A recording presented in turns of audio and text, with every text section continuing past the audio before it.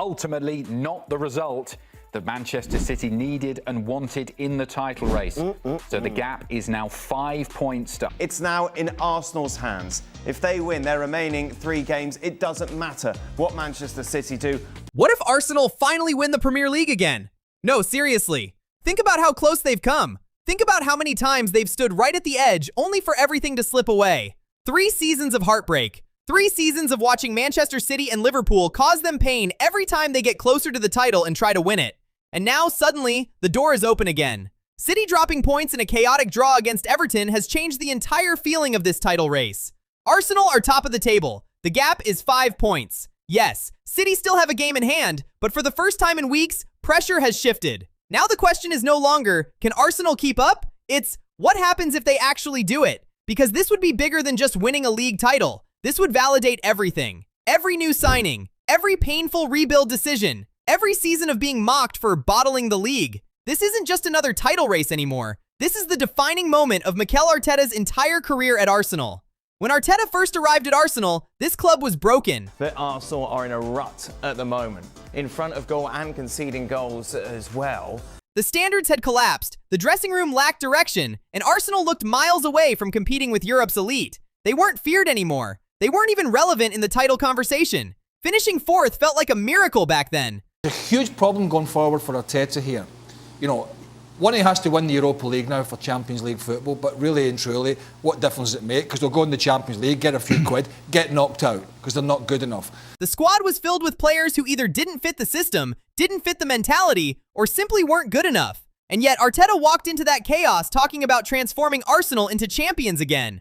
Most people laughed, because at that time, Arsenal looked further away from the title than ever before, and the rebuild was brutal. Big names had to go. Pierre-Emerick Aubameyang left. Mesut Ozil was frozen out. Experienced players were moved on, even if it cost the club financially. Arteta wasn't just rebuilding the squad, he was rebuilding the culture.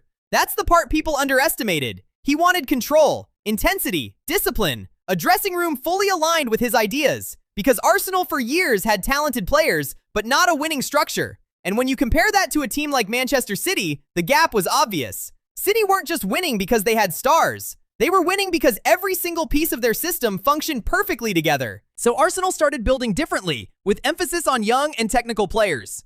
He wanted players who could grow into the system rather than dominate it individually. Martin Ødegaard became the creative leader. Bukayo Saka evolved into one of the best wingers in Europe. William Saliba transformed Arsenal defensively. Declan Rice arrived not just as a midfielder, but as a symbol of ambition. Arsenal didn't spend money randomly, they spent with purpose. Over £700 million invested since Arteta took over, not to buy superstars, but to build a complete team.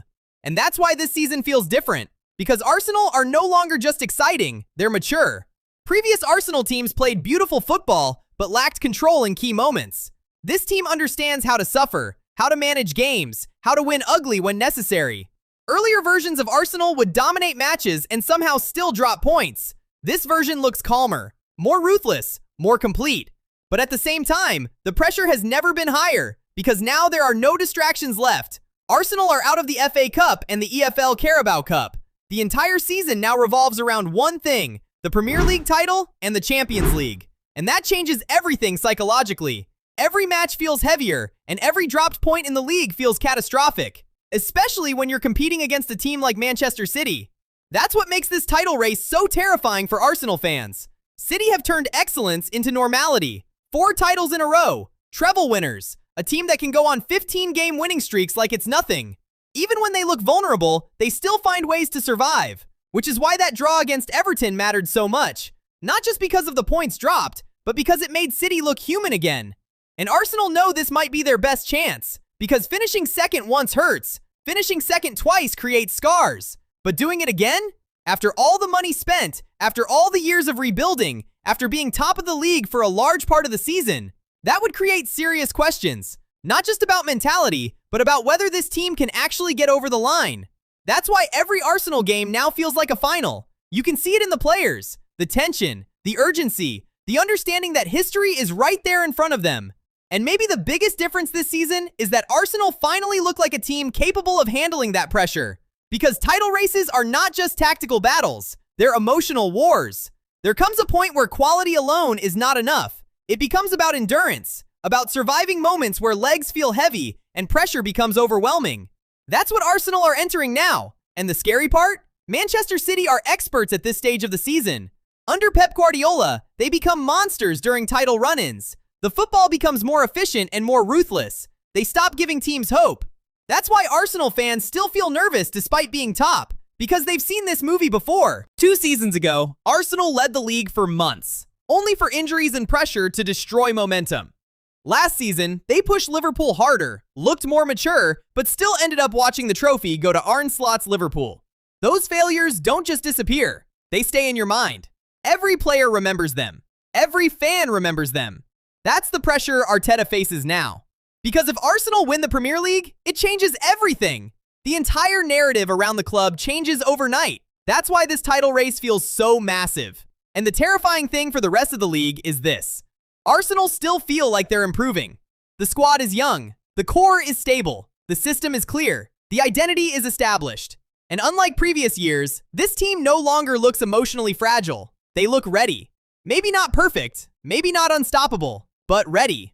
So now the question isn't whether Arsenal belong in the title race anymore. The question is, what happens if they finally finish the story?